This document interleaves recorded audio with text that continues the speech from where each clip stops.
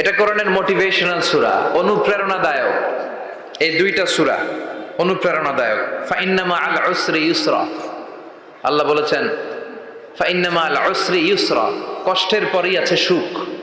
কষ্টের পরেই আছে সুখ। আমাদের জীবনে সুখ বেশি, কষ্ট কম। কয়দিন না খেয়েছিলাম, কয়দিন বিপদে পড়ছি, কয়দিন ডাকাইতে ধরছে, এক মাসের মধ্যে অসুস্থ থাকি কয়দিন আর সুস্থ থাকি কয়দিন, এটা হিসাব করে না। অসুস্থ যে ছিল খালি এটা খেয়াল রাখে, আছে না নাই? তার মানে ইন্না মাআল উসরি ইউসরা, দুঃখের পরে আছে সুখ, মোটিভেশন।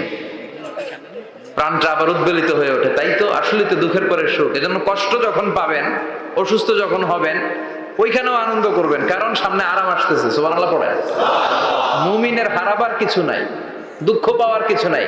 মুমিন অসুস্থ হলে অসুস্থতার মাধ্যমে তার রোগের মাধ্যমে তার গুনাহ ঝরে যায়।